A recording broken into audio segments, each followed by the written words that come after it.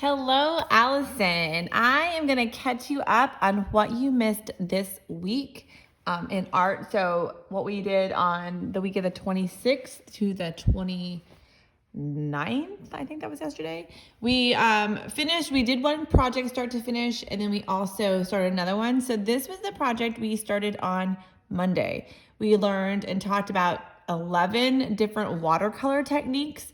So I sent home the longer watercolor paper that's really thick. There's one that's longer and there's one that's a little shorter. So for the watercolor techniques, you want to use the longer or that bigger piece of watercolor paper that I sent home.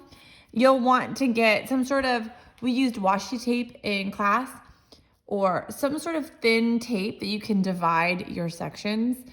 You could use masking tape, it's thicker, or painter's tape, but the thinner tape works best. So whatever you have at home will be fine. You don't want to use Scotch tape, that clear tape. I would do like a painter's tape or mask tape, or if you have washi tape somewhere, that's great too. If you really want to get some of this, I can put this in the office and you can come get this as well.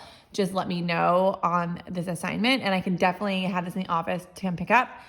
If not, just use what you got. The key to the tape though is we're gonna take our paper and we're gonna section it off in 10 different sections. It does not matter how you do your 10. You don't wanna leave anything really big and you don't want any section really, really small, because we're gonna put a different technique with watercolor in each section. So 10 sections. The trick with the washi tape or any kind of adhesive on the watercolor paper is you wanna get it less sticky. So even painter's tape, if it's too sticky when you go to pull this off later, it's gonna rip your paper, and that happened to some of our friends in class this week. So the trick to this is once you figure out how long you want it, take that tape and put it on your clothes, like stick it on your pants or your shirt, and it picks up some of that lint and it's not as sticky. So usually we're more successful with that. So the first step for this paper or this project is to take that larger watercolor paper, find some sort of tape. This is pretty thin. Whatever you have at home. Scotch tape doesn't really work so well. Masking tape, painter's tape, washi tape, what do you got? And divide it into 10 sections. Make sure you pick up some lint on your clothes, and that will really help it not be sticky. Once you get it down, I do want you to go through and make sure everything's kind of smooth down flat, because this is a border and we're masking. So this is one of our techniques. It's called masking. You can mask with tape or even rubber cement. We don't have rubber cement at school, plus it's really smelly. So when we paint, everything will get painted, but what's underneath the tape, and that's called masking. It's a really cool technique. That's number one. So what you'll need, and I'll list this in the assignment too, is you need a cup for water. You'll need your watercolor set. You'll need your 2 paint brushes, because you might want to try both of them. You'll need some paper towel. You'll need some salt. It can be kosher salt or just regular table salt, just some sort of salt. You'll need a white crayon. You'll need some plastic wrap or saran wrap. If you have it, rubbing alcohol and something to drop it with. And I forgot to give you a dropper. You could really just stick a Q-tip in the rubbing alcohol and kind of flick it when we get there. If you don't have rubbing alcohol, because I know it's kind of hard to find and we're down to them very little bit here at school, we can see what hand sanitizer does, and I'll maybe do that with you on this example, because maybe if you don't have rubbing alcohol, we all kind of have hand sanitizer, and that might do the same thing. So we're gonna show different techniques. You can do this all in one setting. You can come back and pause. We did this over 2 days in class. So however you wanna get this done, the first bit in the setup might take you about 20 minutes, it depends.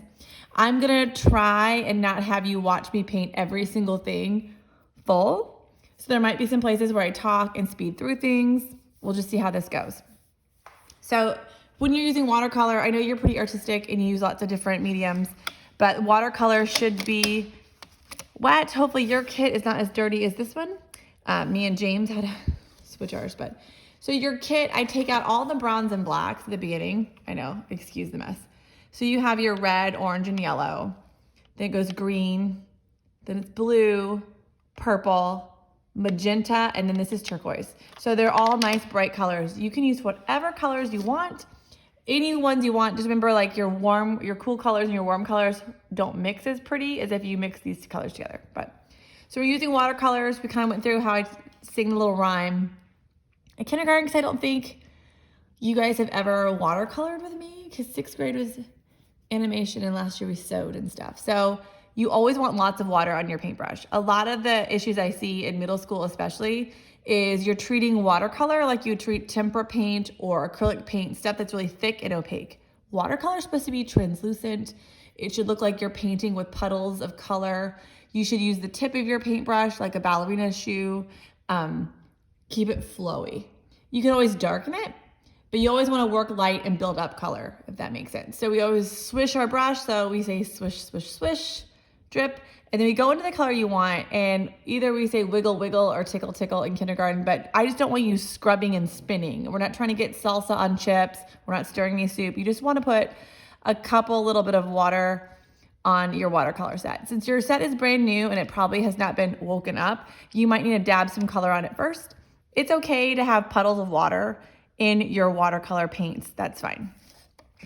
This first one we're gonna do is called a wash, and you're just washing one color over an entire section. You wanna try and keep it smooth. This is to show you that if you add more water, it gets light. If you add more color, you can make it darker, but you should be moving those puddles of paint. It should feel very fluid and it should flow. It shouldn't feel like you're scrubbing or having to make that paint work. A wash, you try to make it as even as possible so you can move it around and layer that paint kind of flat, because it takes on whatever you're doing with your brush. If you wanted it darker, you can go in and add more paint and darken it up, or you can leave it. But the goal is you want to see that paper through that color. All right. So if you're changing colors, make sure you rinse out your brush, and that's a wash. A wash is just a really wet layer of color, one single layer of color. So that's wash. The second thing we're gonna work on is glaze. So the first thing you wanna do with a glaze is pick a section and do another wash. So a lot of these things start with a wash of color, and then we do our technique with it. So the glaze, we're gonna pick a second color. You can put this color anywhere you want. New color, whatever color strikes your fancy, and just wash another color on. It can be light, it can be dark. When your paintbrush looks like it starts to scratch, that's telling you it's thirsty or it needs water. And just get some more water, tickle some more paint. It should always feel like you're pushing water around your paper. And I got mine a little darker there, but that's okay. Watercolor is a little forgiving. It's hard to control it, but you can figure out ways to make it work for you. So you're gonna do the second wash, and we're gonna let these dry, because for the glaze technique, we wanna see what happens when we put wet paint on dry paint. So we need to let one of these dry for a little bit. So while we're doing that, we'll keep going. The next one, if you have a white crayon, something white, waxy, hopefully you have a white crayon, it should, no, we don't have an art kit. With the white crayon, we're gonna do something called a resist. And you might not have done a resist since you were in lower elementary school, when you draw on the white crayon and you paint over it and magically the things appear. So pick one of your sections and just draw some sort of pattern, lines, polka dots, initials. The main thing is you wanna color kind of hard. When you go over it, you should be able to feel that waxy resist, or that crayon. You might not be able to see it, but you wanna be able to feel it. A lot of us in class this week didn't push hard enough, and we had a really hard time seeing our resist. So really make sure you're kind of putting some pressure on that crayon so it's building up that wax, because wax and water are not friends. So now you're just gonna do a wash over that crayon. So pick another color that you like and start painting over it. If you did it correctly or pressed hard enough, you should see that that water is resisting that crayon.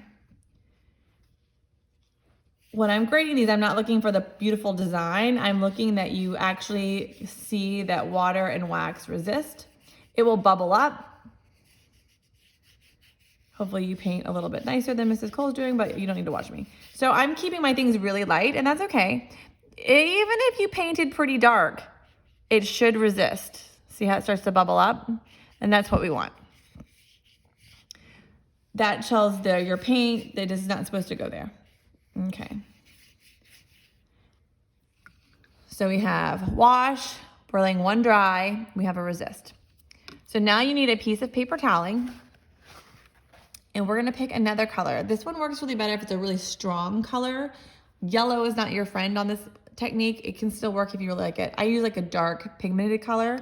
I'm gonna go with green on this one. And I'm gonna just pick a section and I'm gonna start painting it green. Nice, lots of water. I'm gonna put lots more color. I want it kind of dark on this one. So I'm gonna go back and get a few more puddles on my paintbrush and get a nice dark green color. I wanna see the water kind of standing on my paper. I'm holding my paintbrush further back than I normally do because I want you to be able to see what I'm doing. Normally I would hold my paintbrush like a pencil. You can figure out what feels most comfortable for you. So nice wet color. If you want it darker, you can make it darker. You want to be able to see that water standing on it. Then you're gonna take your paper towel and you can kind of mush it up a little bit. And we're gonna blot. This is a technique where you can take some of the water off. You can do lots of fun things with this blot technique. So I just soaked up some of the water. It's one way to soak up a mistake if you have a puddle. It's another way to give that illusion of value. You can use it to create clouds or to make a lighter spot, lots of different ways. So blot is when you just put down a wash of color and you bring up some color with your paper towel. You wanna leave some of the paint behind so you can see the difference in the value of the color. Okay, that's still pretty wet. So we have a wash, we're gonna do glaze, resist, and blot. The next one we're gonna do is we are gonna do wet in wet or wet on wet technique. This one works in a bigger space. So I'm gonna move my picture close to me. So I'm gonna use my bigger space. Wet on wet, you can do two different ways. You can start by just putting water down, clear water, down on your section first. And this is kind of show us what happens when we put wet paint on something wet. So I'm gonna go and get my color and I put water down, and if I put my color on the wet, it should start kind of expanding out. So that water just kind of hangs in that, the pigment hangs in the water, and you can kind of push it around where you kind of want to go. That's one way to do wet on wet. The other one is you can paint one color, nice and wet, that's kind of dark. And if you put it next to another wet color, you can see what happens. And you can see it here, it blends together. So wet on wet is wet paint next to wet paint or water. It makes it blend and kind of flow together. You can try this with different colors. Oh, I just splattered mine. So see how on that water, it kind of just goes. I can try, if I like it, with just dry color or dry paper and put wet paint next to wet paint. I can paint my paper wet first. But the goal you really want here, look at this mess I made. Hopefully you're neater than I am. Is you can see that paint flowing together, and that's wet on wet. So you can either wet your paper first or put wet paint next to wet paint. The goal is to have, when you put two wet things together, they start to blend. So that's probably what happened like in elementary school if you're making this really cool painting, you're painting like a rainbow, and you painted one color, and then you went to go paint another color, and they all blend together. That's why. Wet on wet, water with water will always mix. So if you like that swirly effect, this is a great technique. The glaze technique is when we're gonna learn what happens when you do dry, a wet color on a dry color. So that keeps your paint separate, but mine is still pretty wet, so I'm gonna let it dry just a little bit. So we have wash, we're gonna do a glaze, we have blot, resist, wet on wet. Now we're gonna do something called dry brush. I would pick your smallest section you have because this is not my favorite of the techniques, but it's better in a small area. So get your paintbrush and really dry your paintbrush.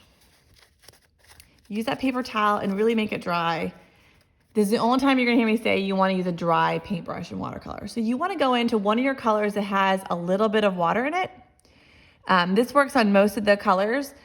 Since my turquoise already has wet in it, I want to just kind of tap my color in there. Towards the end, it should be kind of sticky. I don't want it too wet. And then I'm going to come over and I'm just going to start brushing it on. Since my brush is dry and my paint is sticky, I'm getting those brush marks. This is a really good technique to do if you want to add texture to something, like the illusion of fur, if you want to add grass. It should be really dry and like scratchy looking and rough. So that's your dry brush. Like I said, it's great if you're painting like an animal and you want to give the illusion of fur, you could do that. You could pretend to do grass, anything that you want to show that texture. That's a dry brush and pretty dry paint. You need a little bit of water in it to make it sticky, but if it's really soupy, it's not gonna work. If you try it and you accidentally paint the whole thing over, let that dry, and you can try it with a different color on top later. So that's dry brush. The next one you're gonna need your piece of saran wrap for. The saran wrap technique, so pick a space that you think your saran wrap will fit over. I'm gonna do this one.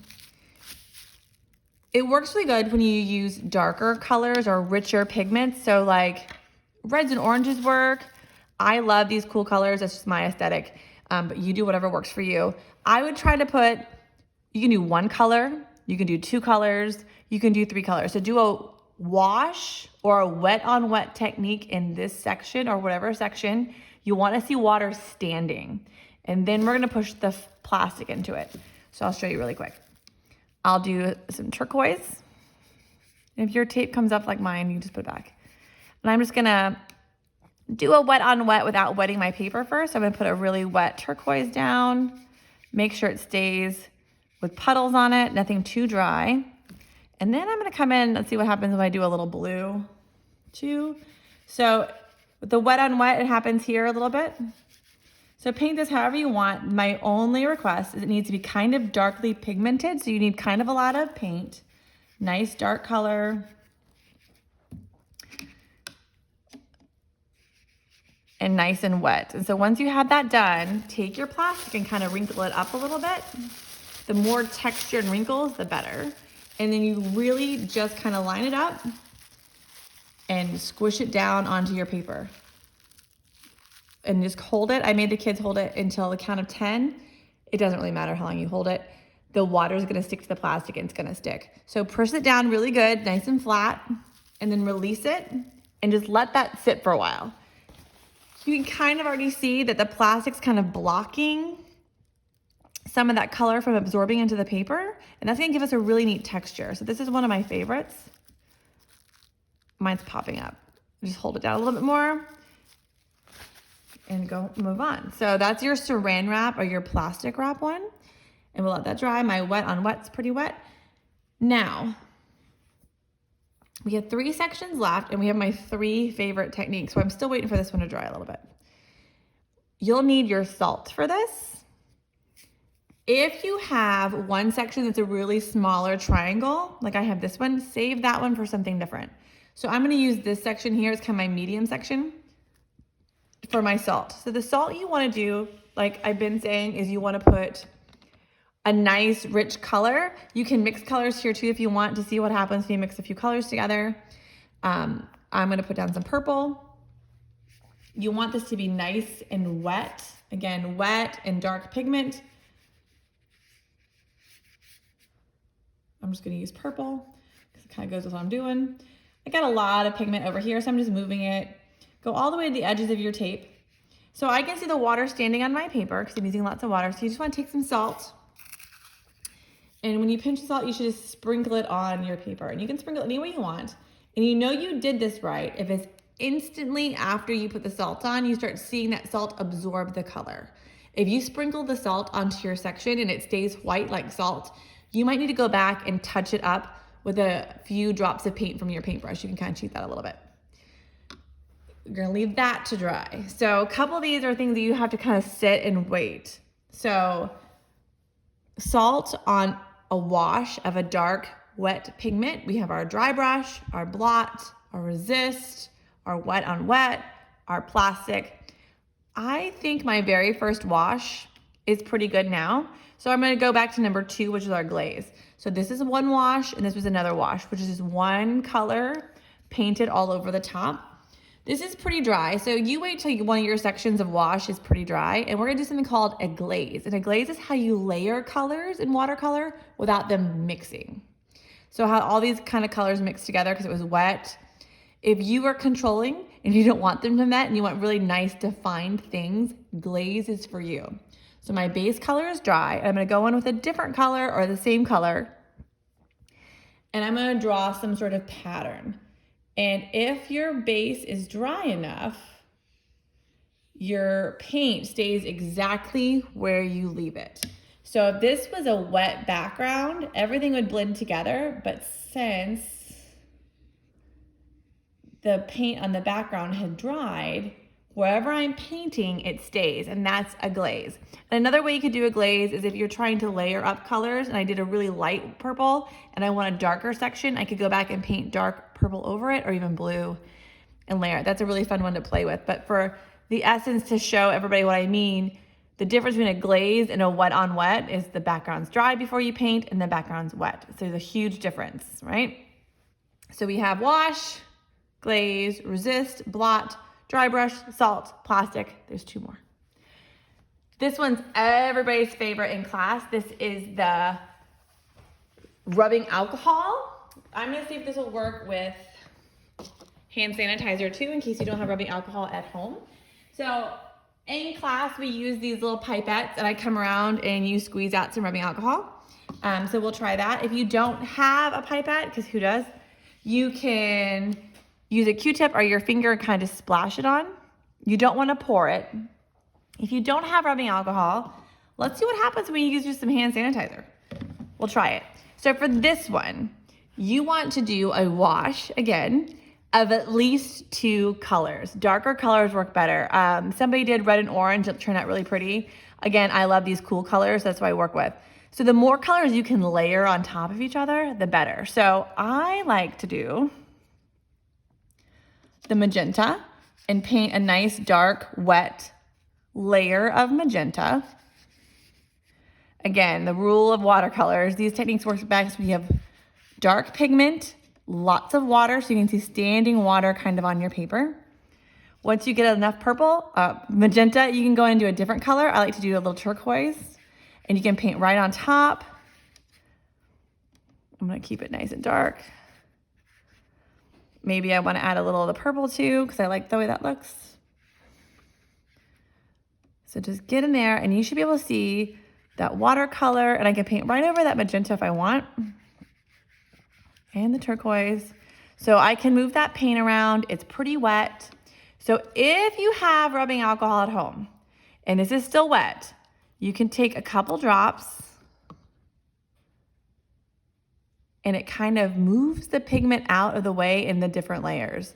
This is one of my favorite techniques, and this is the one that gets the most, and you can kind of dribble effect in class.